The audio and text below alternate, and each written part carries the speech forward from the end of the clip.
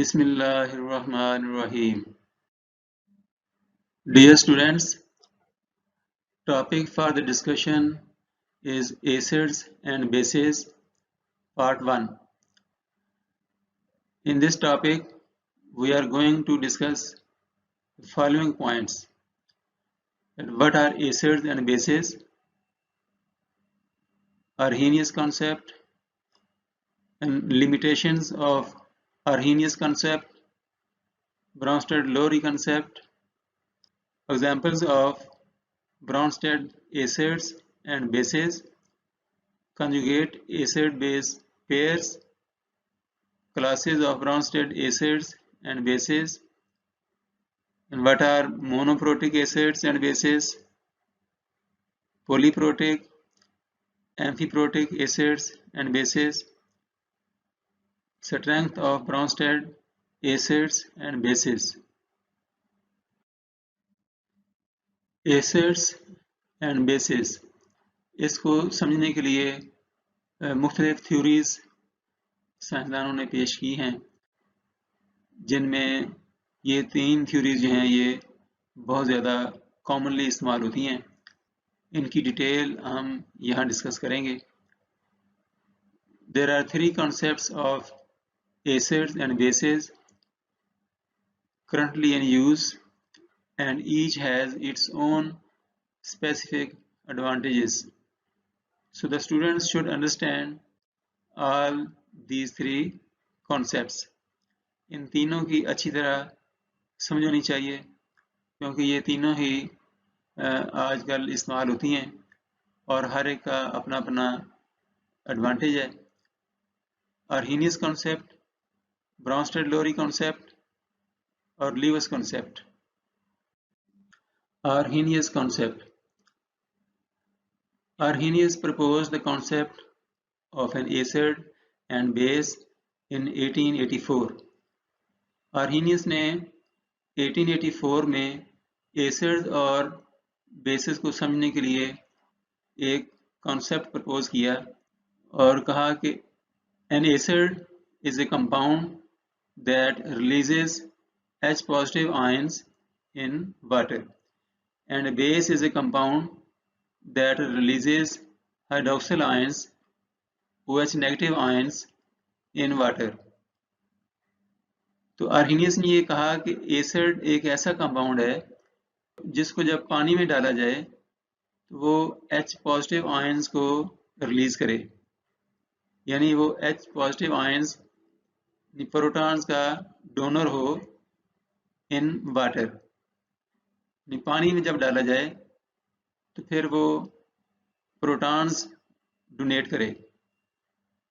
और बेस एक ऐसा कंपाउंड है जो पानी में डालने पर हाइड्रोक्सिल आयंस रिलीज करे। For example, HCl is an Arrhenius acid and NaOH is an Arrhenius base. यानी HCl जो है ये Arrhenius के मुताबिक एसिड है और NaOH जो है ये Arrhenius के मुताबिक एक बेस है, क्योंकि जब हम NaOH को पानी में डालेंगे तो फिर ये OH नेगेटिव आयंस और Na पॉजिटिव आयंस में कन्वर्ट होगा, यानी ये वाटर में हाइड्रोक्सिल आयंस रिलीज करेगा। और इसी तरह जब HCl को पानी में डाला जाएगा तो HCl से H पॉजिटिव आयंस रिलीज होंगे और साथ ये क्लोराइड आयन भी बनेगा। ये HCl है, जब इसको हमने पानी में डाला तो इससे ये H पॉजिटिव आयंस रिलीज हुए। चूँकि H पॉजिटिव आयन जो हैं ये स्टेबल नहीं होते, ये H2O के साथ मिलकर H3O पॉजिटिव आयन बनाते हैं, जिनको हम हाइड्रोनियम आयन कहते हैं। तो पानी में ये हाइड्रोनियम आयन की फॉर्म में एग्जिस्ट करता है H पॉजिटिव आयन। इसी तरह जब हम NaOH को पानी में डालेंगे तो उससे सोडियम आयंस और OH नेगेटिव आयंस रिलीज होंगे और पानी में ये हाइड्रेटेड फॉर्म में होंगे। और हाइड्रेटेड फॉर्म वाले आयन को हम इस तरह एक्वस लिखते हैं, AQ का मतलब यह है कि इस आयन को पानी के मॉलिक्यूलों ने घेरे में लिया हुआ है और पानी के मॉलिक्यूल इसके साथ एसोसिएट हुए हुए हैं।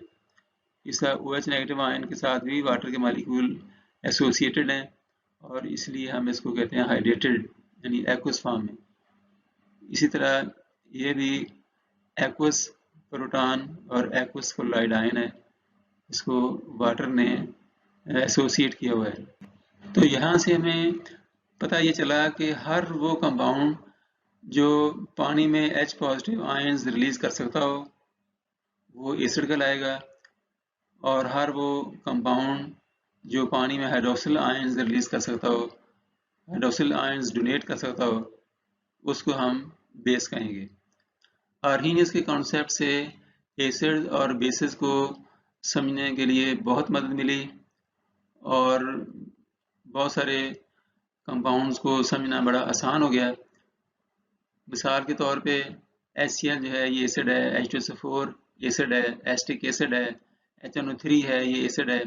इसी तरह NaOH यानी सोडियम हाइड्रोक्साइड, कैल्शियम हाइड्रोक्साइड, कोई भी जो हाइड्रोक्साइड है वो वाटर में जब डाला जाएगा तो उससे OH नेगेटिव आयंस रिलीज होंगे, और इस तरह वो आर्हीनियस की थ्योरी के मुताबिक वो बेस कहलाएगा। तो Arrhenius concept of acids and bases proved to be very useful in the study of chemical reactions. However, it has the following limitations. ये कुछ इसकी limitations हैं। Free H positive ion and OH negative ions do not exist in water. These ions are associated with water molecules to form complex ions. Thus, the H positive ion forms a hydronium ion. यानी H positive ion जो है ये, जिसका पीछे भी बताया था कि ये फ्री फॉर्म में नहीं रह सकता क्योंकि इसके पास इलेक्ट्रॉन नहीं है, इसलिए फौरी तौर पर इसको किसी न किसी मॉलिक्यूल के साथ मिलकर एक बॉन्ड बनाना पड़ता है और इलेक्ट्रॉन लेने पड़ते हैं। तो पानी में डालने पर क्योंकि पानी का मॉलिक्यूल ही वहाँ अवेलेबल होता है, तो पानी के पास ऑक्सीजन में 2 लोन पेयर फ्री फॉर्म में होते हैं, तो एक लोन पेयर इसको डोनेट होता है और इससे ये कोऑर्डिनेट बॉन्ड बनता है, और नतीजे के तौर पर ये H3O पॉजिटिव आयन ये बन जाता है, जिसको हम हाइड्रोनियम आयन कहते हैं। तो इस तरह वाटर में ये फ्री फॉर्म में H पॉजिटिव आयन एग्जिस्ट नहीं करता, बल्कि हाइड्रोनियम आयन की फॉर्म में एग्जिस्ट करता है। Similarly, hydroxyl ion forms the complex H3O2 negative ion. इस तरह जो OH नेगेटिव आयन है ये भी पानी के साथ मिलकर ये आयन बनाता है। Although the hydrogen and hydroxyl ions are associated with water molecules, for simplicity, generally these are written as H positive and OH negative ions. यानी आसानी के लिए हम इनको H3O पॉजिटिव की फॉर्म में या H3O2 नेगेटिव की फॉर्म में लिखने की बजाय हम आसानी के लिए ये इसको H पॉजिटिव और OH नेगेटिव ही लिख लेते हैं, ताकि आसानी से हम रिएक्शनों को लिख सकें और समझ सकें। आर्हीनियस कॉन्सेप्ट की एक लिमिटेशन ये है कि it is limited to water only, यानी उसकी डेफिनेशन में ये हमने पढ़ा था कि एसिड ऐसी चीज़ है जो वाटर में H पॉजिटिव आयंस रिलीज करे, और बेस वो चीज़ है जो वाटर में OH नेगेटिव आयंस रिलीज करे। तो Arrhenius define acids and bases as compounds producing H positive and OH negative ions in water only. But a truly general concept of acids and bases should be appropriate to other solvents as well. यानी एक general concept जो है acids और basis का, उसको दूसरे solvents को भी कवर करना चाहिए, क्योंकि सॉल्वेंट सिर्फ वाटर ही नहीं बल्कि और भी बेशुमार चीज़ें ऐसी हैं जो बतौर सॉल्वेंट इस्तेमाल होती हैं। Some bases do not contain OH negative ions, यानी कुछ कंपाउंड ऐसे भी हैं जो बेस हैं लेकिन उनमें OH नेगेटिव आयन नहीं होता, और वो भी अच्छी तरह बेस के तौर पर बिहेव करते हैं। तो ये भी आर्हीनियस कॉन्सेप्ट की एक लिमिटेशन है।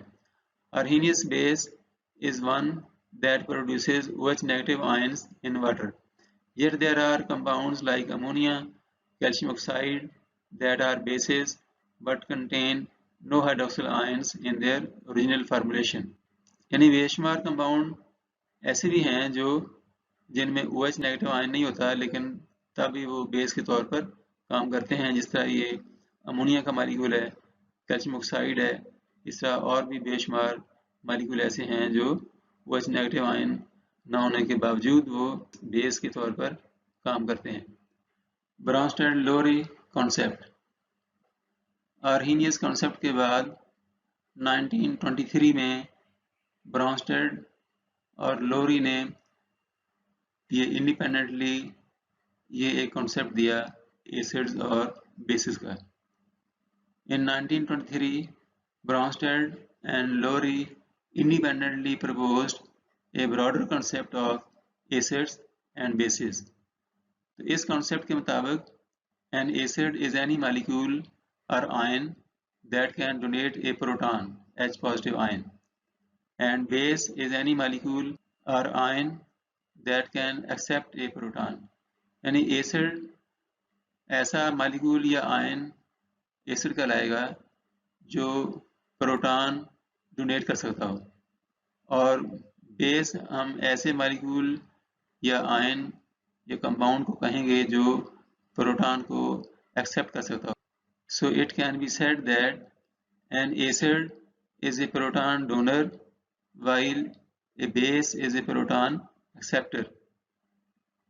यानी कोई भी ऐसी स्पीशीज जो प्रोटॉन डोनेट करे वो एसिड है, और कोई भी ऐसी स्पीशीज जो प्रोटॉन को एक्सेप्ट कर सके वो बेस है।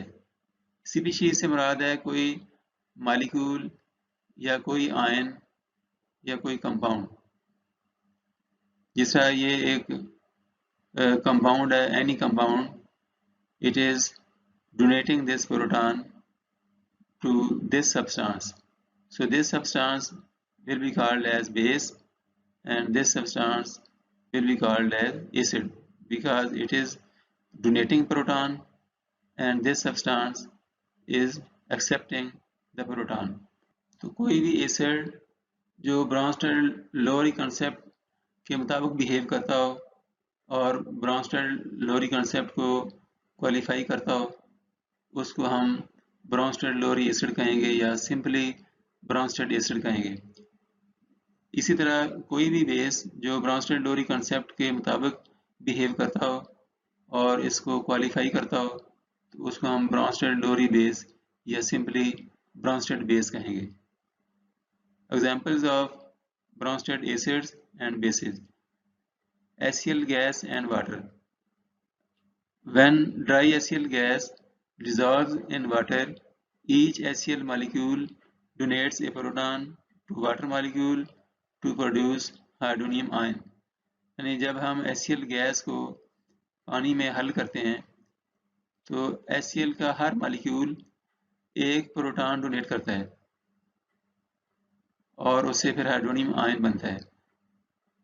Therefore, thus HCl is Bronsted acid and water is a Bronsted base because it accepts a proton. यानी ये HCl का मॉलिक्यूल है, तो जब हम इस HCl को पानी में हल करते हैं तो यहाँ से एक H रिलीज होता है और ये वाटर उसको एक्सेप्ट करता है और उसको एक लोन पेयर देकर इस तरह का हाइड्रोनियम आयन बनाता है। तो चूंकि वाटर यहाँ पे प्रोटॉन को एक्सेप्ट कर रहा है, इसलिए वाटर जो है ये यहाँ पर बेस है, ये बेस के तौर पे एक्ट कर रहा है, और HCl जो है ये एक एसिड के तौर पे एक्ट कर रही है क्योंकि ये एक प्रोटॉन यहाँ से डोनेट हो रहा है। तो ओरिजिनली जब ये गैस यानी HCl जो है जिसको हम हाइड्रोक्लोरिक एसिड कहते हैं, ये गैस की फॉर्म में होता है, और जो हम लैब के अंदर HCl को देखते हैं लिक्विड फॉर्म में, तो वो दरअसल HCl गैस को ही पानी में हल किया होता है, और इसकी ओरिजिनल जो यानी असल इसकी जो स्टेट है वो गैस है। तो गैस को पानी में हल करके HCl बना होता है जो लैब में पड़ा होता है, और ये HCl जो है ये ब्राउनस्टेड एसिड है और वाटर यहाँ पर ब्राउनस्टेड बेस के तौर पर काम कर रहा है। ब्राउनस्टेड एसिड और बेस की ये एक और मिसाल है HCl और ammonia. HCl gas reacts with ammonia to form solid ammonium chloride NH4Cl. HCl is Bronsted acid as it is proton donor ammonia is Bronsted base as it is proton acceptor. HCl और ammonia को अगर मिलाया जाए तो ये सफेद रंग का सॉलिड बनता है जिसको हम अमोनियम क्लोराइड कहते हैं NH4Cl। तो बनता ये इस तरह है कि HCl से प्रोटॉन रिलीज होता है और ये चूँकि प्रोटॉन जो है इसके पास इलेक्ट्रॉन नहीं होते और अमोनिया के पास एक लोन पेयर है, तो ये अमोनिया इसको ये लोन पेयर डोनेट करेगी H पॉजिटिव को और ये एक कोऑर्डिनेट कोवेलेंट बॉन्ड बनेगा और इस तरह ये अमोनियम आयन बन जाएगा NH4 पॉजिटिव। तो ये अमोनियम आयन जो है ये Cl नेगेटिव आयन के साथ मिलकर ये बना लेगा अमोनियम क्लोराइड NH4Cl। और इसको परफॉर्म करने का लैब में ये तरीका है कि आप HCl के सॉल्यूशन में एक ग्लास राड डिप करें और उस गीली ग्लास राड को अमोनिया सॉल्यूशन वाली बोतल के ऊपर ले जाएं, उसका ढकना खोलकर उसके ऊपर करेंगे तो आपको सफ़ेद रंग का धुआं बनता हुआ नजर आएगा और वो सफ़ेद रंग का जो धुआं है वो ये अमोनियम क्लोराइड होगा। चूँकि अमोनिया सॉल्यूशन की बोतल का जब आप कैप खोलेंगे तो उससे अमोनिया गैस बाहर आएगी और ग्लास राड से जो आपने HCl के सॉल्यूशन में डिप करके ऊपर लेके आए हैं उसको, तो वहाँ HCl होगी और इस तरह HCl गैस वहाँ से ग्लास राड से निकल रही होगी और अमोनिया जो है ये अमोनिया सॉल्यूशन वाली बोतल से निकल रही होगी। तो इस तरह दोनों ये मिलकर अमोनियम क्लोराइड बनाएंगे और इस अमोनियम क्लोराइड बनने के दौरान HCl ने प्रोटॉन डोनेट किया होगा, लिहाजा ये ब्रॉन्स्टेड एसिड होगा और अमोनिया ने प्रोटॉन एक्सेप्ट किया है, लिहाजा अमोनिया जो है ये ब्रॉन्स्टेड बेस है। ब्रॉन्स्टेड एसिड और बेस की ये एक और मिसाल है calcium oxide and water. When calcium oxide is dissolved in water, it is converted to calcium hydroxide. Here, water molecule donates a proton to oxide ion O2 negative and is a Bronsted acid. The oxide ion accepts a proton to give two hydroxyl ions, hence it is a Bronsted base. यानी जब हम calcium oxide को पानी में डालते हैं तो वहाँ से ऑक्साइड आयन और कैल्शियम आयन बनते हैं। तो ऑक्साइड आयन जो है ये वाटर से एक प्रोटॉन हासिल करके OH नेगेटिव आयन बना देता है और एक OH नेगेटिव आयन यहाँ से बन जाएगा पानी से, तो इस तरह दो OH नेगेटिव आयन यानी हाइड्रोक्सिल आयन्स बन जाएंगे और इन हाइड्रोक्सिल आयन्स के बनने के दौरान वाटर ने यहाँ प्रोटॉन डोनेट किया है, लिहाजा पानी जो है ये यहाँ पर ब्रॉन्स्टेड एसिड के तौर पर काम कर रहा है और ऑक्साइड आयन जो है इसने प्रोटॉन एक्सेप्ट किया है, लिहाजा ऑक्साइड आयन जो है ये ब्रॉन्स्टेड बेस के तौर पर काम कर रहा है। और इस तरह ये कैल्शियम ऑक्साइड को पानी में डालने पर यहाँ हमें कैल्शियम हाइड्रोक्साइड यानी CaOH ट्वाइस हासिल हो जाएगा। कैल्शियम आयन यहाँ पे इसलिए नहीं लिखा कि कैल्शियम का यहाँ कोई रिएक्शन नहीं है, तो कैल्शियम आयन भी इसके साथ होगा और यहाँ भी वो इधर कैल्शियम हाइड्रोक्साइड बनाएगा CaOH ट्वाइस। तो इसलिए इससे ये साबित हुआ कि कैल्शियम ऑक्साइड जो है ये एक ब्रॉन्स्टेड बेस है और इस प्रोसेस में वाटर ने ब्रॉन्स्टेड एसिड के तौर पर काम किया है। Bronsted Lowry concept is superior to Arrhenius concept क्योंकि इसका स्कोप जो है ये काफ़ी वाइड है और आर्हेनियस कॉन्सेप्ट में जो पानी की लिमिट थी यानी सॉल्वेंट की एक वहाँ लिमिट थी कि वो चीज़ एसिड कहलाएगी जो पानी में H पॉजिटिव आयन दे और वो चीज़ बेस कहलाएगी जो पानी में OH नेगेटिव आयन दे। तो Arrhenius concept of acids and bases is restricted to the study of substances which can release H positive or OH negative ions in water. Bronsted-Lowry concept explains all molecules and ions that can donate a proton and those which can accept a proton. जो proton donate करे वो acid है और जो proton accept करे वो base है। तो यहाँ पर सॉल्वेंट की लिमिट नहीं है और यहाँ पर सिर्फ इतना है कि वो जो चीज़ प्रोटॉन डोनेट कर सके वो एसिड है और जो भी चीज़, जो भी स्पीशीज़, जो भी मॉलिक्यूल, जो भी आयन प्रोटॉन को एक्सेप्ट कर सके तो वो बेस कहलाएगी। Bronsted-Lowry concept is not limited to aqueous solutions. The Bronsted-Lowry model is not limited to aqueous solutions as is the case with Arrhenius model. It can be extended even to the gas phase. For example, gaseous ammonia can react with hydrogen chloride gas to give ammonium chloride. जिस तरह अभी हमने पीछे ये reaction पढ़ा था कि HCl के सोल्यूशन में एक ग्लास रॉड डिप करें और अमोनिया सोल्यूशन वाली बोतल के ऊपर उसको ढकना खोल कर करेंगे तो वहाँ सफ़ेद धुआं आपको बनता हुआ नजर आएगा। तो यानी यहाँ पर भी ये रिएक्शन जो है ये यानी यहाँ पर ये रिएक्शन गैस फॉर्म में हो रहा है और गैस फॉर्म में भी ये HCl जो है ये एज ए एसिड काम कर रहा है और अमोनिया जो है ये एज ए बेस काम कर रही है। ब्रॉन्स्टेड-लोरी कॉन्सेप्ट जो है ये बहुत वाइड है और ये गैस फेज रिएक्शंस को भी कवर करता है और एक्वस सॉल्यूशन और सॉल्वेंट्स में रिएक्शंस जो हैं उनमें भी ये ब्रॉन्स्टेड-लोरी कॉन्सेप्ट जो है उनको एक्सप्लेन करता है। Release of OH negative ion not necessary to qualify a base.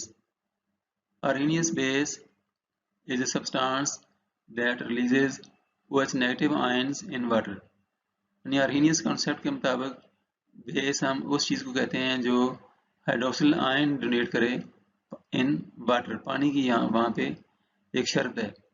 On the other hand Brønsted base is substance that accepts A proton. यानी इसमें सिर्फ इतना है कि हर वो चीज़ बेस होगी जो प्रोटॉन को एक्सेप्ट करे। दस liquid ammonia does not produce OH negative ions in water but it is recognized as base. But according to Bronsted-Lowry model, it qualifies as a base because it can accept a proton to form ammonium ion.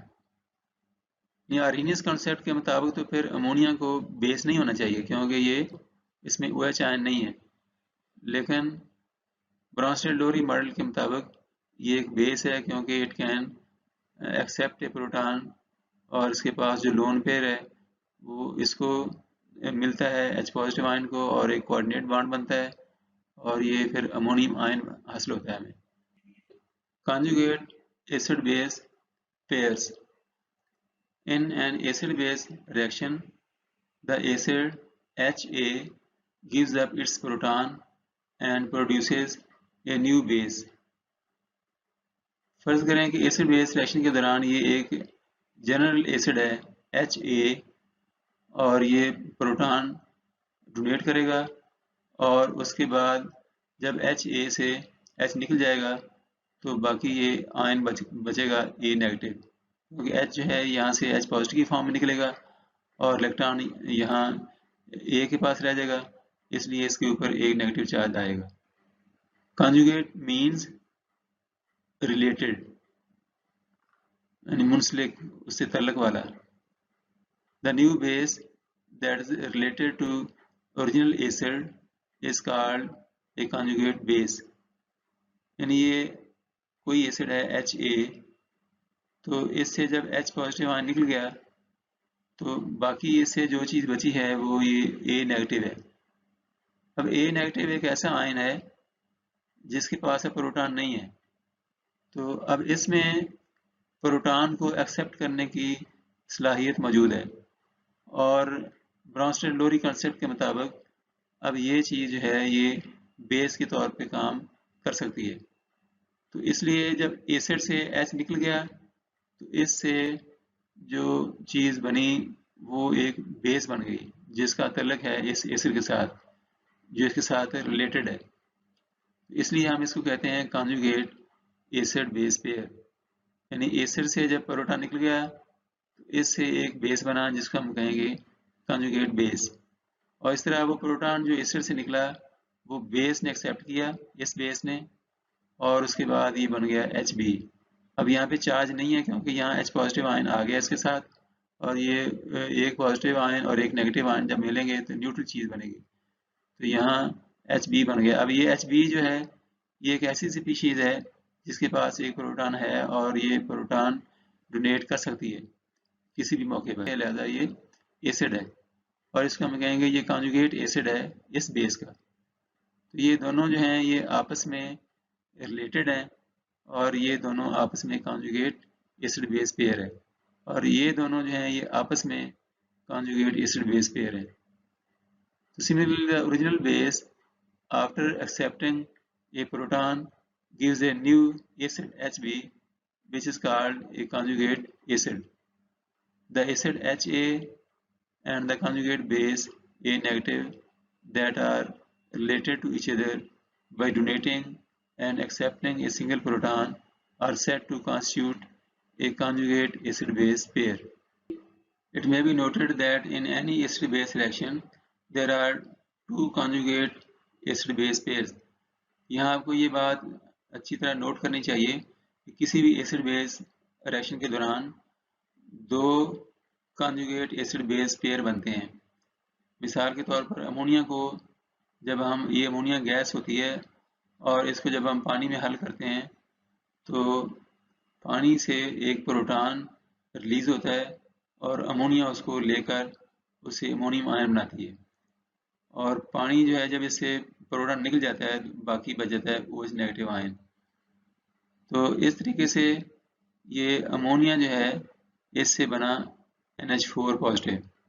तो NH4 positive जो है ये conjugate acid है और ammonia जो है ये एक बेस है। तो इस तरह ये एक पेयर बन गया बेस एसिड पेयर। ये बेस है और ये एसिड है और प्रोटॉन इन्होंने हासिल किया वाटर से, तो ये अमोनियम आयन में कन्वर्ट हो गया। इस तरह वाटर जो है इसने प्रोटॉन रिलीज कर दिया और रिलीज करने के बाद ये OH नेगेटिव आयन में कन्वर्ट हो गया। ये वायलेट कलर का जो बॉल है ये ऑक्सीजन को शो कर रहा है और वाइट कलर का जो बॉल है ये हाइड्रोजन एटम को शो कर रहा है। तो इस तरह ये OH नेगेटिव आयन बन गया। अब OH नेगेटिव आयन जो है ये एक बेस है और वाटर जो है इसने चूंकि प्रोटॉन रिलीज किया है लिहाजा इस रिएक्शन में water is acting as acid. तो वाटर से ये बेस बना, लिहाजा ये एसिड बेस पेयर है। एक एसिड बेस पेयर ये बन गया और दूसरा कॉन्जुगेट बेस एसिड पेयर ये है। तो इस तरह हर एसिड बेस रिएक्शन में दो कॉन्जुगेट एसिड बेस पेयर बनते हैं, जिस तरह ये एक मिसाल से जाहिर किया गया है और हर रिएक्शन में इस तरह ही होता है। ये अमोनिया का मॉलिक्यूल है, ये ब्लू बॉल जो है ये नाइट्रोजन को शो कर रहे हैं और वाइट बॉल जो है ये हाइड्रोजन को शो कर रहे हैं और प्रोटॉन एक्सेप्ट करने के बाद एक हाइड्रोजन यहाँ पर अटैच हो गई, एक लोन पेयर यहाँ था जो उसको मिल गया और ये NH4 पॉजिटिव आयन बन गया और रिजल्टेंटली जो चीज़ बनी वो ये है अमोनियम हाइड्रोक्साइड NH4OH। यानी अमोनियम को जब पानी में हल किया जाएगा we will get this compound ammonium hydroxide which is a base. In every acid base reaction involving H positive transfer there are two acid base conjugate pairs. एक मिसाल ये है यहाँ पर अमोनिया और HCl का रिएक्शन जब होगा तो HCl से एक प्रोटॉन डोनेट होगा जो अमोनिया एक्सेप्ट करेगी। तो HCl प्रोटॉन डोनेट करने के बाद कन्वर्ट होगा Cl नेगेटिव आयन में और Cl नेगेटिव आयन जो है ये कॉन्जुगेट बेस है क्योंकि इसमें प्रोटॉन एक्सेप्ट करने की सलाहियत है, लिहाजा ये एक बेस है। तो इस तरह HCl एसिड जो है इससे बना कॉन्जुगेट बेस जिसका नाम है Cl नेगेटिव और इस तरह अमोनिया जो है इसने प्रोटॉन एक्सेप्ट किया HCl से, लिहाजा ये एक बेस है और प्रोटॉन एक्सेप्ट करने के बाद इससे बन गया अमोनियम आयन। अब अमोनियम आयन में एक H पॉजिटिव आयन देने की सलाहियत है और इसलिए ये एक एसिड है और लिहाजा एक एसिड बेस पेयर यहाँ से बन गया और एक एसिड बेस पेयर जो है यहाँ पे है। लिहाजा in every acid base reaction involving H positive transfer proton transfer there are two acid base conjugate pairs. एक और मिसाल है यहाँ पर कंजुगेट एसिड बेस पेयर की कि एसिटिक एसिड को अगर पानी में डाला जाए तो एसिटिक एसिड से प्रोटॉन रिलीज होगा और वाटर इसको एक्सेप्ट करेगा। तो वाटर यहाँ पे एक बेस के तौर पर काम करेगा। तो आपने यहाँ देखा कि पानी जो है ये बाज़ मौक़ों पे एसिड के तौर पे काम करता है और बाज़ मौक़ों पे ये बेस के तौर पे काम करता है। ये एसिटिक एसिड जो है यहाँ से H चूँकि रिलीज होगा, लिहाजा ये एक एसिड है, इसके नाम में ही एसिड का लफ्ज़ शामिल है और इससे जो बाकी आयन बचेगा वो ये होगा acetate ion CH3COO negative. H positive जब यहाँ से बाहर निकलेगा, इलेक्ट्रॉन इसका यहाँ रह जाएगा, बाकी चीज़ के ऊपर आ जाएगा नेगेटिव चार्ज। तो लिहाजा ये एसिटिक एसिड और एसीटेट ये दोनों कॉन्जुगेट एसिड बेस पेयर हैं और पानी यहाँ पे H पॉजिटिव आयन एक्सेप्ट करने के बाद कन्वर्ट हो जाएगा हाइड्रोनियम आयन में और ये हाइड्रोनियम आयन जो है ये एसिड है, लिहाजा एक acid base pair conjugate acid base pair ये बन गया। तो एक weak acid produces a strong conjugate base and weak base gives a stronger conjugate acid। तो ये एक जनरल प्रिंसिपल यहाँ पे बताया गया है कि जो वीक एसिड हैं ये अपना प्रोटॉन डोनेट करने के बाद एक ऐसे बेस में कन्वर्ट होते हैं जो स्ट्रॉन्ग होता है और जो वीक बेस है ये प्रोटॉन एक्सेप्ट करने के बाद एक ऐसे एसिड में कन्वर्ट होता है जो स्ट्रॉन्ग एसिड होता है। Some examples of Bronsted acids and bases. इस टेबल में ब्राउनस्टेड एसिड्स और बेसिस की कुछ एग्जांपल्स दी गई हैं। ये तमाम चीज़ें एसिड्स हैं और ये बेस हैं और इनसे जो कॉन्जुगेट एसिड और कॉन्जुगेट बेस बनते हैं वो यहाँ इन कॉलम्स में दिए हुए हैं।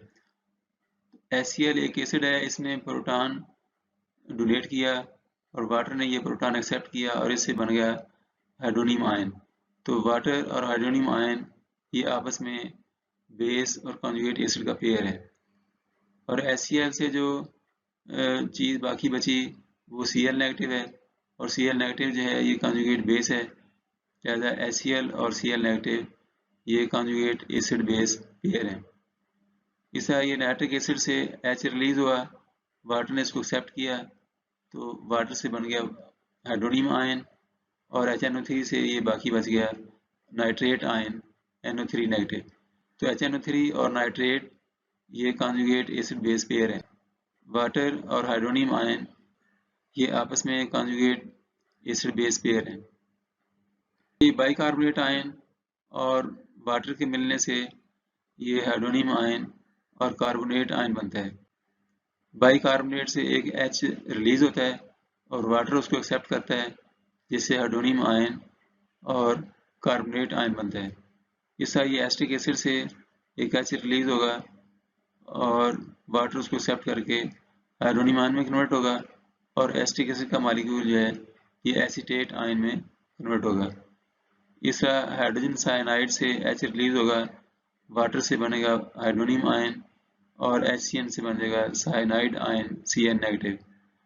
इस हाइड्रोजन सल्फाइड से H रिलीज होकर ये बन जाएगा HS नेगेटिव आयन और यहाँ पर वाटर एज एन एसिड काम कर रहा है और वाटर से एक H रिलीज होकर अमोनिया में चला जाएगा और अमोनिया से बन जाएगा अमोनियम आयन और वाटर से ये H रिलीज होने के बाद OH नेगेटिव आयन बन जाएगा हाइड्रोक्सिल आयन। इसी तरह अगर वाटर में किसी कार्बोनेट को डाल दिया जाए तो वाटर से H निकलेगी, H पॉजिटिव आयन निकलकर कार्बोनेट में अटैच होगा और कार्बोनेट से बन जाएगा बाइकार्बोनेट और वाटर से ये बन जाएगा हाइड्रोक्सिल आयन। तो वाटर और हाइड्रोक्सिल आयन जो हैं ये कॉन्जुगेट एसिड बेस पेयर हैं। कार्बोनेट और बाइकार्बोनेट आपस में कॉन्जुगेट एसिड बेस पेयर है। इस तरह ये वाटर और वाटर यहाँ दो वाटर मॉलिक्यूल ही आपस में प्रोटॉन का एक्सचेंज कर रहे हैं। तो इस वाटर से H रिलीज होगा, इसमें एक्सेप्ट होगा और इससे बन जाएगा हाइड्रोनियम आयन और OH नेगेटिव आयन। ये खालिस पानी में भी इस तरह चंद मॉलिक्यूल ऐसे होते हैं जो इस तरह का रिएक्शन शो करते हैं और इस रिएक्शन को हम self protonation reaction of water भी कहते हैं। और इसी से फिर वो KW निकलता है और इसकी pH 7 की वैल्यू निकलती है। तो ये बड़ा इंपॉर्टेंट रिएक्शन है और पानी की जो pH 7 है वो हम इसी से ही साबित करते हैं। Classes of Bronsted acids and bases. Monoprotic acids और पॉलीप्रोटिक एसिड्स। तो तमाम ऐसे एसिड जो एक प्रोटॉन डोनेट कर सकें उनको हम मोनोप्रोटिक एसिड कहते हैं। So monoprotic acids which are capable of donating one proton only, ये सिर्फ एक प्रोटॉन डोनेट कर सकते हैं, यानी जिन एसिड्स में एक प्रोटॉन होगा हम उनको मोनोप्रोटिक एसिड कहेंगे। तो HF में से एक प्रोटॉन रिलीज हो सकता है, इसलिए हाइड्रोफ्लोरिक एसिड जो है ये मोनोप्रोटिक एसिड है। इस एसिटिक एसिड में जो रिप्लेसेबल H है वो ये वाला एक है। ये 3 हाइड्रोजन जो है ये रिप्लेसेबल नहीं है, ये डोनेट नहीं होती, सिर्फ ये H डोनेट होता है और ये H पॉजिटिव और एसिटेट आयन में कन्वर्ट हो जाता है। तो इसलिए एसिटिक एसिड भी मोनोप्रोटिक एसिड है। नंबर ऑफ रिप्लेसेबल प्रोटॉन्स की तादाद को एसिड की बेसिसिटी भी कहते हैं। यानी एसिटिक एसिड जो है इसकी बेसिसिटी 1 है, हाइड्रोफ्लोरिक एसिड की बेसिसिटी भी 1 है। इस तरह ये जो ऑक्सैलिक एसिड है इसमें 2 प्रोटॉन डोनेट करने की सलाहियत है, इसलिए ये इसकी बेसिसिटी जो है वो 2 है और ये पॉलीप्रोटिक एसिड में शामिल है। Polyprotic acids are those which are capable of donating 2 और मोर प्रोटॉन्स। जिस तरह ये सल्फ्यूरिक एसिड है, फास्फोरिक एसिड है, कार्बोनिक एसिड है, hydrosulphuric acid H2S, hydrogen sulphide को हाइड्रोसल्फ्यूरिक एसिड भी कहते हैं। तो इस हाइड्रोसल्फ्यूरिक एसिड में 2 प्रोटॉन डोनेट करने की सलाहियत है, लिहाजा ये पॉलीप्रोटिक एसिड में शामिल है, या डाइप्रोटिक एसिड को इसको कह सकते हैं। इस ऑक्सैलिक एसिड में 2 प्रोटॉन देने की सलाहियत है, तो ये डाइप्रोटिक एसिड या पॉलीप्रोटिक एसिड इसको हम कहते हैं। तो ये बन गया ऑक्सैलेट आयन और 2 प्रोटॉन इसने डोनेट कर दिए। ये है सल्फाइड आयन और 2 प्रोटॉन डोनेट करने के बाद H2S जो है ये सल्फाइड आयन में कन्वर्ट हो गई। Variety of Bronsted bases. जिस तरह ब्राउनस्टेड एसिड जो हैं उनको हमने अभी देखा कि मोनोप्रोटिक या पॉलीप्रोटिक हैं, इस तरह जो बेस हैं ये भी मोनोप्रोटिक और पॉलीप्रोटिक हो सकते हैं। तो monoprotic bases are those which can accept one proton and polyprotic bases are those which can accept 2 or more protons। मिसाल के तौर पे ये हाइड्रोजन सल्फाइड का जो आयन है ये एक प्रोटॉन एक्सेप्ट कर सकता है और उसके बाद ये H2S में कन्वर्ट हो जाएगा। इस तरह वाटर जो है ये एक प्रोटॉन एक्सेप्ट करके हाइड्रोनियम आयन बनाता है और वाटर 2 प्रोटॉन एक्सेप्ट नहीं कर सकता, सिर्फ एक प्रोटॉन एक्सेप्ट करने की इसमें सलाहियत मौजूद है और ये हाइड्रोनियम आयन में कन्वर्ट हो जाता है। लिहाजा ये HS और वाटर जो हैं ये मोनोप्रोटिक बेस के तौर पे बिहेव करते हैं। इस तरह पॉलीप्रोटिक बेसिस वो हैं जो 2 या 2 से ज़्यादा प्रोटॉन्स को एक्सेप्ट कर सकते हैं। For example anions of diprotic या ट्राइप्रोटिक एसिड्स जो हैं ये ऐसा काम करते हैं। इसलिए सल्फेट जो है ये 2 प्रोटॉन एक्सेप्ट करके H2SO4 में कन्वर्ट हो सकता है और फास्फेट का जो आयन है ये 3 प्रोटॉन एक्सेप्ट करके फास्फोरिक एसिड में कन्वर्ट हो जाएगा। लिहाजा ये सल्फेट और फास्फेट जो हैं ये पॉलीप्रोटिक बेसिस हैं। Amphiprotic substances. Molecules are ions that can behave both as Bronsted acid and base are called amphiprotic substances. कुछ चीज़ें ऐसी हैं जो एसिड के तौर पर भी काम कर सकती हैं और बेस के तौर पर भी काम कर सकती हैं, तो ऐसी चीज़ों को हम एम्फीप्रोटिक कहते हैं। For example with HCl water acts as a base in accepting a proton from the acid. यानी HCl को जब हम पानी में डालते हैं तो पानी का जो मॉलिक्यूल है ये H पॉजिटिव को एक्सेप्ट करता है, लिहाजा वाटर जो है ये यहाँ पर एज ए बेस काम करता है। तो however water is an acid while donating a proton to ammonia. लेकिन इसी पानी में जब हम अमोनिया गैस डालते हैं तो वाटर इस हालत में प्रोटॉन को डोनेट करता है, लिहाजा water is acting as an acid in this reaction and ammonia is acting as a base in this reaction. तो वाटर ने इन हालात में एज ए बेस काम किया है और इन कंडीशंस में इसने एज ए एसिड काम किया है। तो ऐसी चीज़ों को ही हम एम्फीप्रोटिक सब्सटेंसेस कहते हैं, जो बाज़ औक़ात तो बेस के तौर पे काम करें और बाज़ कंडीशंस में वो एसिड के तौर पे काम करें, यानी उनमें प्रोटॉन डोनेट करने की भी सलाहियत होती है और प्रोटॉन एक्सेप्ट करने की भी सलाहियत होती है। Some more examples of amphiprotic ions, यानी पानी के अलावा यहाँ पे कुछ और एग्जांपल्स भी हैं एम्फीप्रोटिक आयंस की। मसलन ये हाइड्रोजन सल्फाइड आयन, ये आयन जो है ये मज़ीद एक प्रोटॉन डोनेट करके सल्फाइड आयन में कन्वर्ट हो सकता है और एक प्रोटॉन एक्सेप्ट करके ये H2S गैस में कन्वर्ट हो सकता है। इसा ये बाइकार्बोनेट आयन जो है ये प्रोटॉन डोनेट भी कर सकता है, डोनेट करने के बाद कार्बोनेट आयन में कन्वर्ट हो जाएगा और एक प्रोटॉन एक्सेप्ट करने के बाद ये कार्बोनिक एसिड में कन्वर्ट हो सकता है। इसा ये HPO4 2 नेगेटिव जो है ये एक प्रोटॉन डोनेट करके फास्फेट आयन में कन्वर्ट हो सकता है और एक प्रोटॉन ये एक्सेप्ट करके ये H2PO4 नेगेटिव में कन्वर्ट हो सकता है। Strength of Bronsted acids and basis. The strength of a Bronsted acid depends upon its tendency to donate a proton. The strength of a Bronsted base depends on its ability to accept a proton. यानी ये acids और bases जो हैं ये कुछ acid strong होते हैं, इस तरह कुछ बेस स्ट्रॉन्ग होते हैं, इस तरह कुछ एसिड और बेस वीक हो सकते हैं। तो एसिड्स और बेसेज की जो स्ट्रेंथ है वो इक्वल नहीं होती और इनकी स्ट्रेंथ का इन्हिसार इस बात पे होता है कि वो उनमें प्रोटॉन डोनेट करने की या एक्सेप्ट करने की एबिलिटी कितनी है।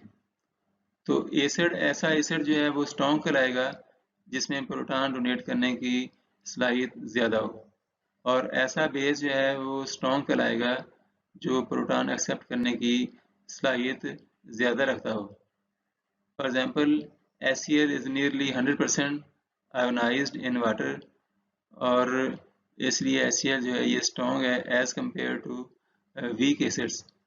तो H जो है HCl H positive ion donate करेगा और वाटर उसको एक्सेप्ट करके हाइड्रोनियम आयन बनाएगा और HCl से Cl नेगेटिव आयन यानी क्लोराइड आयन बनेगा। तो इसलिए ये जो इक्विलिब्रियम वाली ये सिंबल है इसमें फॉरवर्ड वाली डायरेक्शन को ज़रा लंबा लिखा गया है और रिवर्स वाली जो सिंबल है इसको छोटा लिखा गया है। ऐसे इसका मतलब ये है कि ये डायरेक्शन इस सिमत में फॉरवर्ड डायरेक्शन में ज़्यादा हो रहा है।